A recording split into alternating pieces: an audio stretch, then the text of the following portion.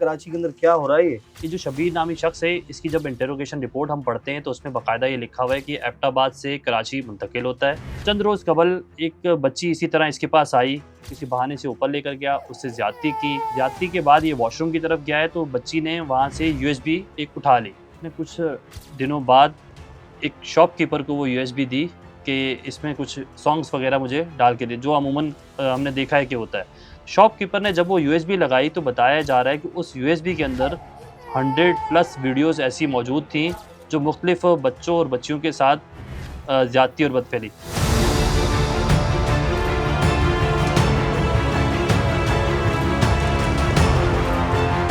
Sir? ये onwards अगर हम बात करें 2006 से इस काम के अंदर मुलव्वस है। अभी तो ये इसने बयान दिया है ना फराज, अब इसमें ये देखना है कि आया 2016 में ये अकेला था या इसका दोस्त आसिफ इसके साथ था या कोई एक बहुत बड़ा कोई नेटवर्क इसके साथ था या फिर उसके बाद इसके साथ कोई नेटवर्क जुड़ा है। बल्कि इसकी इन्वेस्टिगेशन रिपोर्ट में ये भी लिखा हुआ है, एक डायरी भी मेंटेन कर रहा था जिसके अंदर बाकायदा नंबर्स और जिन भी बच्चों के साथ या बच्चियों के साथ ये ज्यादती करता था उनके नाम भी दर्ज हैं मुख्तलिफ के। आया मुबैना तौर पर किसी डार्क वेब के लिए वो इस्तेमाल कर रहा था, क्यों इतना रिकॉर्ड मेंटेन कर रहा था, तो इसका सवाल हमने पुलिस हुकाम के आला अफसरान से भी पूछा है। ये बच्चियों की उम्र कितनी है? जो इन्वेस्टिगेशन रिपोर्ट में लिखा गया है वो ये लिखा गया है कि 5 से 12 साल। जो तफ्तीशी हुकाम हैं वो इसमें ये भी बताते हैं कि 6 से 14 साल के भी हैं।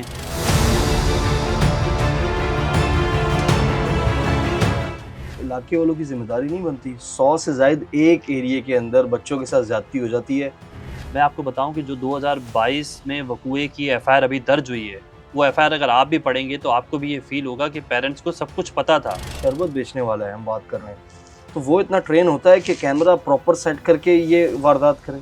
ये ज़रूर हो सकता है कि ये वीडियो शूट होने के बाद या तो इन वीडियो से उनके पेरेंट्स को, उन बच्चों को ब्लैकमेल किया जाता था या फिर इन वीडियोस को किसी डार्क वेब पे या किसी ऐसे नेटवर्क को दी जाती थी। तो ये देखना ज़रूरी है कि आया कोई इसके साथ ऐसा नेटवर्क कनेक्टेड था। एमएम पॉडकास्ट के साथ मैं हूं फराज अहमद। नाज़रीन, गुज़िश्ता रोज कराची के अंदर कईमाबाद के इलाके के अंदर 100 से जायद बच्चियों के साथ ज्यादती करने वाला मुलजिम गिरफ्तार हुआ है जिसका नाम शबीर अहमद है।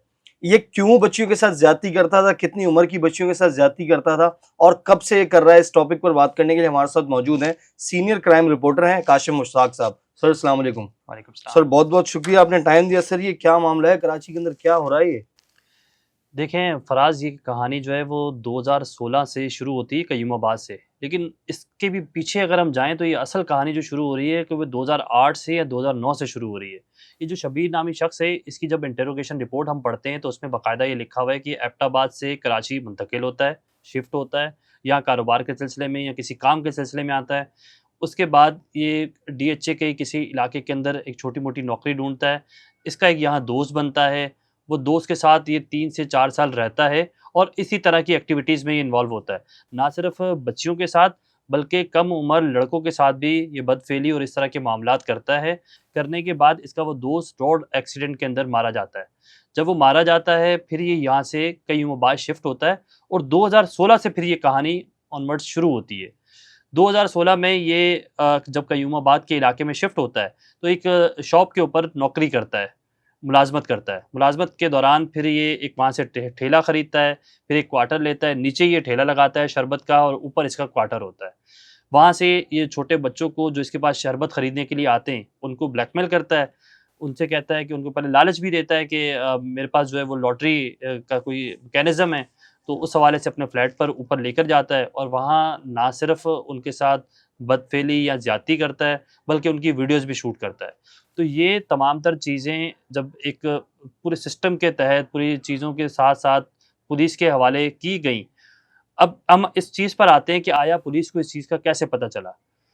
चंद रोज़ कबल एक बच्ची इसी तरह इसके पास आई, इसी की ठेले के ऊपर, और उसने जब इससे कोई शरबत वग़ैरह लिया और उसके बाद ये उसको किसी बहाने से ऊपर लेकर गया, उससे ज़्यादती की। करने के बाद जो ज़राए हैं हमें वो ये बताते हैं कि ज़्यादती के बाद ये वॉशरूम की तरफ गया है तो बच्ची ने वहाँ से यूएसबी एक उठा ली। वहाँ यूएसबियाँ कोई पड़ी हुई थी, उसके रूम के अंदर छोटा-सा एक बहुत ही गंदा-सा एक रूम था, जहाँ ये रहता था। वहाँ से उसने वो यूएसबी उठाई और उसने कुछ दिनों बाद एक शॉपकीपर को वो यूएसबी दी कि इसमें कुछ सॉन्ग्स वगैरह मुझे डाल के दे, जो अमूमन हमने देखा है कि होता है। शॉपकीपर ने जब वो यूएसबी लगाई तो बताया जा रहा है कि उस यूएसबी के अंदर 100 प्लस वीडियोज़ ऐसी मौजूद थीं जो मुख्तलिफ बच्चों और बच्चियों के साथ ज़्यादती और बदफेली।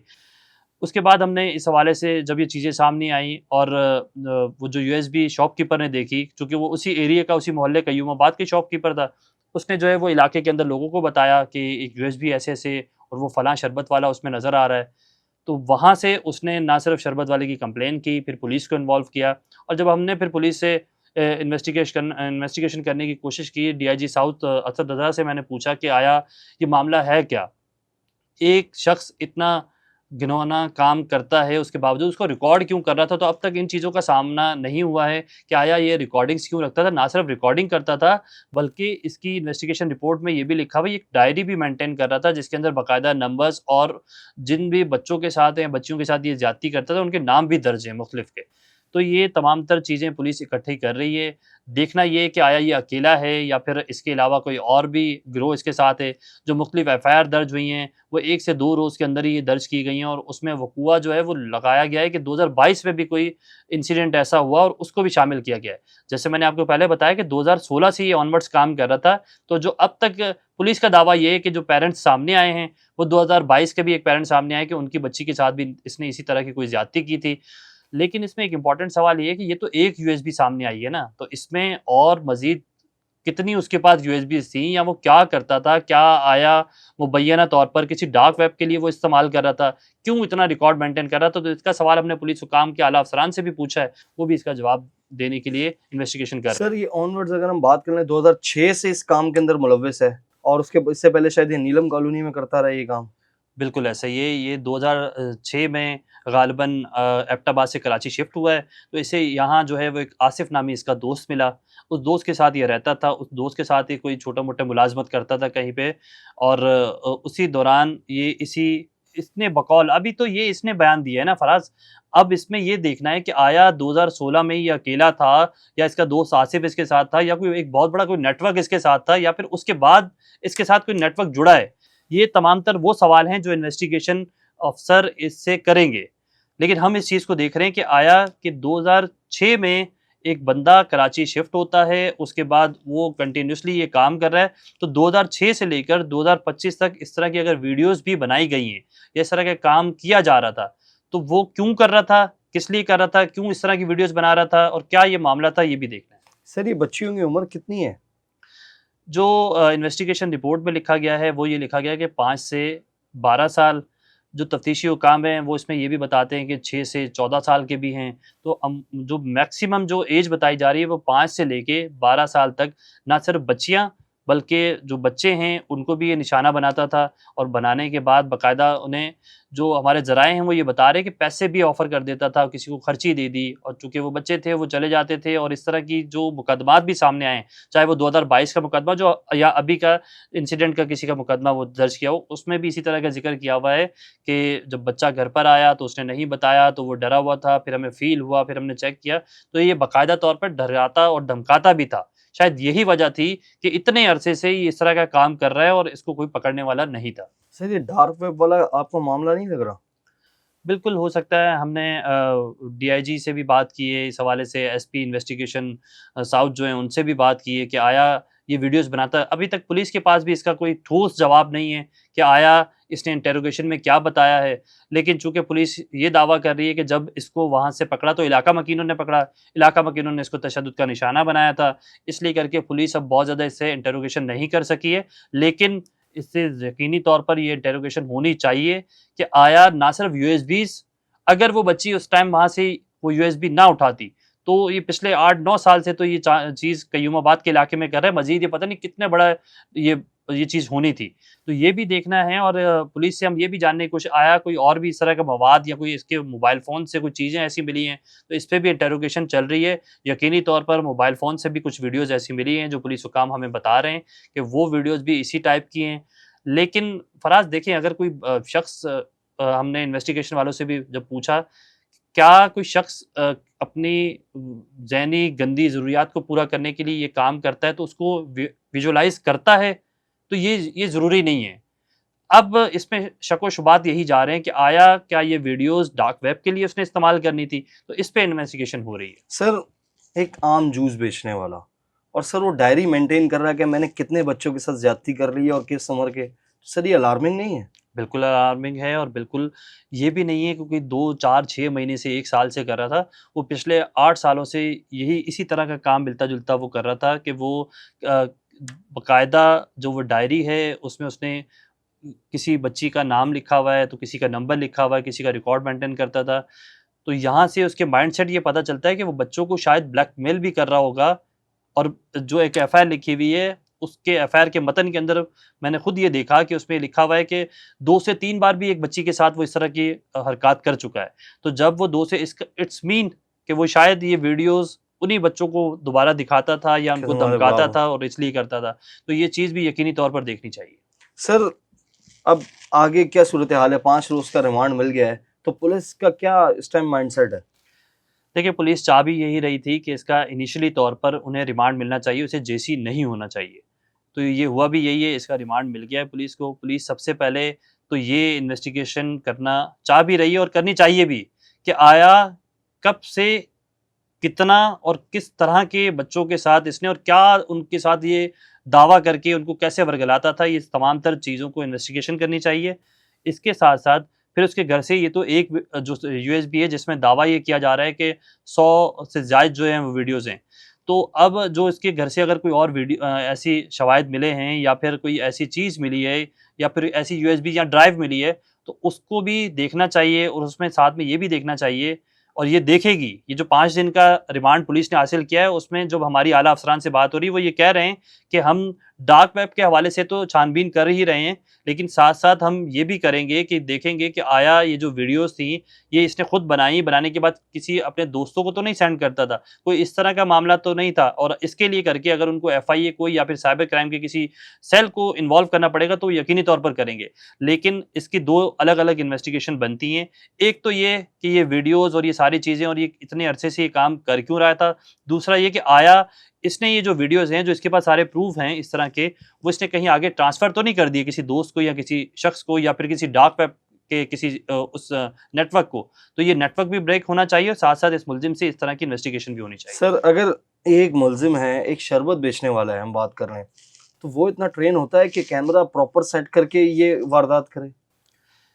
देखें या अब इसके अंदर कुछ और लोग भी मुलव्विस हो सकते हैं?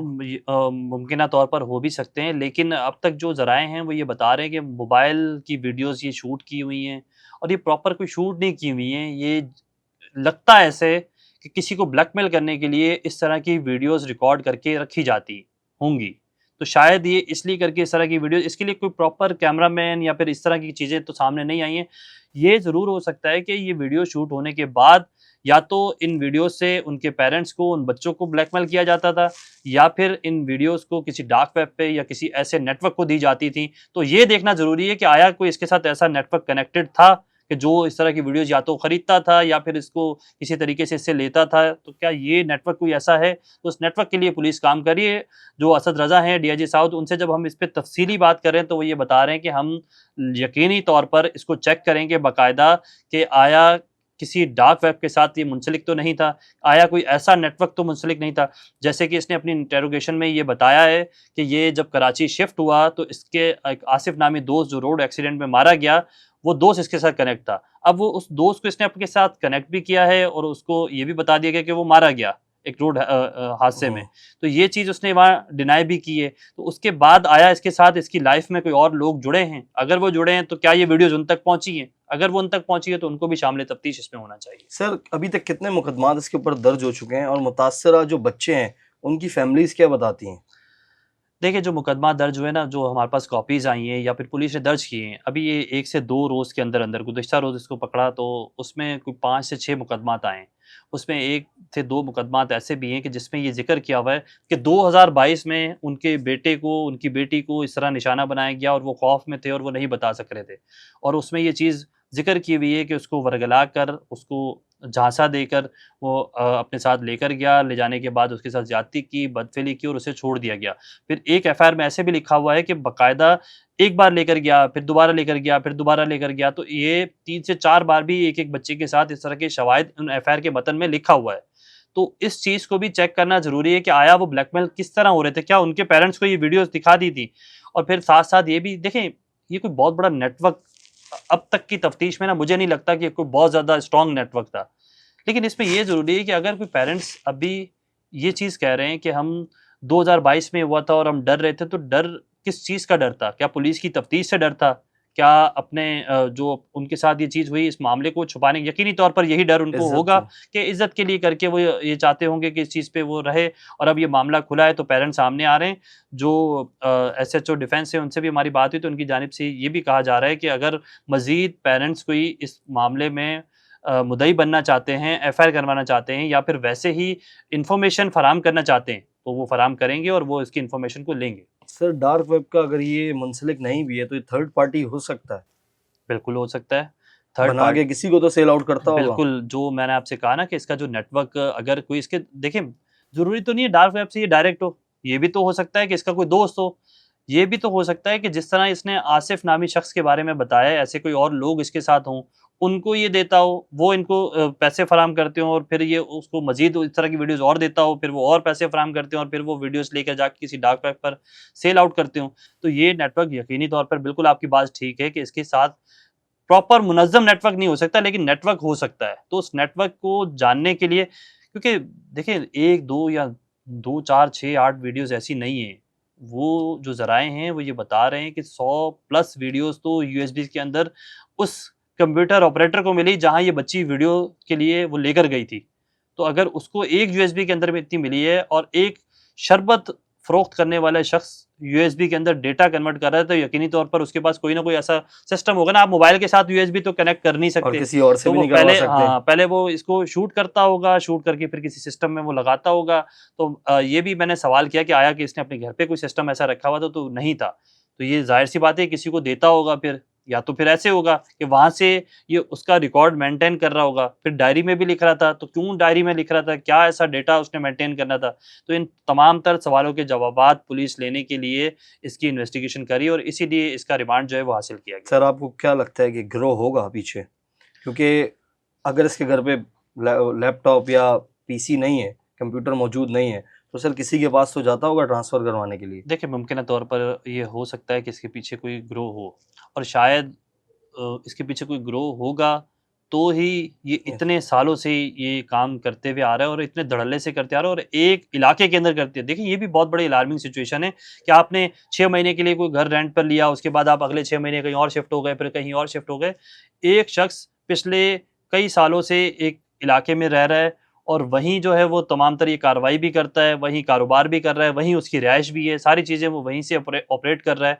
तो ये अलार्मिंग सिचुएशन है और बिल्कुल ऐसा है कि हो सकता है मुमकिना तौर पर कि इसके साथ कोई और लोग जुड़े हुए हों। अब सर वो कौन लोग हैं, वो इसके दोस्त भी हो सकते हैं, वो किसी मुनज़्ज़म नेटवर्क का हिस्सा भी हो सकते हैं, वो किसी डार्क वेब के वेबसाइट के मुनज़्ज़म नेटवर्क का हिस्सा भी हो सकते हैं। तो ये जो भी लोग इसके साथ कनेक्ट होंगे, वो अब पुलिस की तफ्तीश में सामने आएगा और पुलिस इसको बड़ी संजीदा तौर पर जो है वो तफ्तीश कर रही है। इस हवाले से आईजी सिंध गुलाम नबी मेमन की भी बिल्कुल क्लियर डायरेक्शंस हैं कि इस केस को प्रॉपर तरीके से हल किया जाए और अगर मज़ीद पेरेंट्स इस पर आते हैं कि हमें इस पर मुकदमा दर्ज करवाना है या मुद्दई बनना है या फिर हमें तफ़सीलात बतानी है, तो उनकी तफ़सीलात भी रखी जाएँगी, ली जाएँगी। और अगर कोई पेरेंट्स सिर्फ़ तफ़सीलात बताकर और ये चाहते हैं कि उनका नाम जो है वो ना सामने लाया जाए, तो पुलिस इस पे भी आमादा है, ये भी पुलिस करने के लिए तैयार है। सर इसके अलावा अगर हम देख लें तो इलाके वालों की ज़िम्मेदारी नहीं बनती? 100 से ज़ायद एक एरिये के अंदर बच्चों के साथ ज़्यादती हो जाती है, पता ही नहीं चलता, ना पुलिस को पता चलता है, ना अहले इलाका को पता चलता है। देखिए, ये हमारी सोसाइटी का अलमिया है, जैसे कि आपने भी कहा ना इज़्ज़त, तो इज़्ज़त के लिए करके शायद लोग नहीं बताना चाहते या चीज़ें नहीं पता चलती।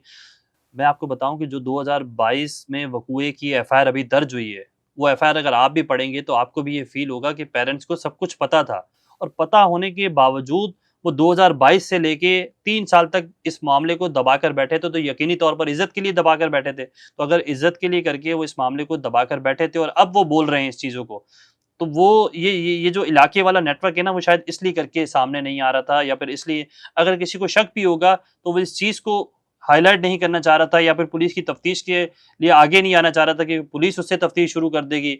और ये तो एक यूएसबी, एक वीडियो स्टेटमेंट, एक वीडियो चीज़ें जो रिकॉर्डेड हैं, वो सामने आ गई। अगर ये नहीं आती, तो ना आप अभी बता सकते थे, ना मैं यहाँ बता सकता था कि वीडियोज़ कितनी हैं और किस तरह से ये बच्चों को जो है वो ब्लैकमेल करता था या कैसे उनको तमाम तर चीज़ें करता था। ये तो वीडियोज़ या फिर वो डायरी में जो लिखा हुआ मवाद सामने आया है, वो मवाद और ये जो यूएसबी की वीडियोज़ हैं, इनसे चीज़ें सामने आई और पता चला है कि ये इस तरह के मामलात करता है। सर पुलिस ने इसके जो घर पे रेड वेड किया है वहां से कुछ और मिला है?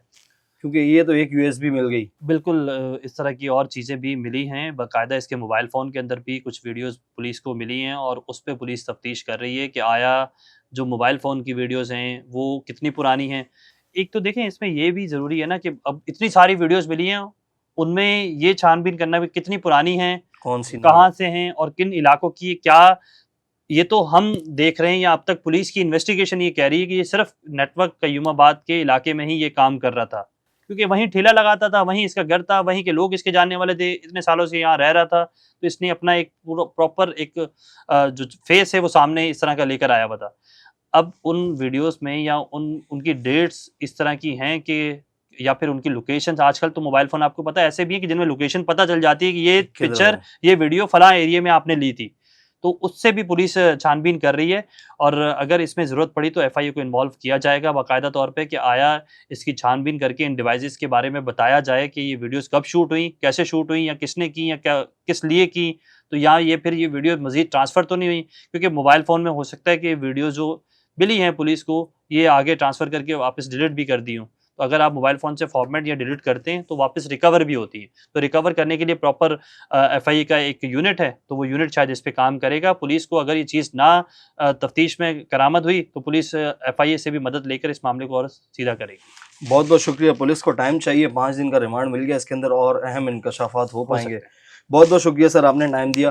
नाज़रीन, ये थे काशिम मुश्ताक साहब, इन्होंने बताया कि किस तरीके से ये बच्चों को वर्गलाता था और बच्चों के साथ ज्यादती करता और उसके बाद उनको कैसे डराता था। अब तक के लिए इतना ही, मुझे इजाज़त दीजिए। अल्लाह हाफिज़।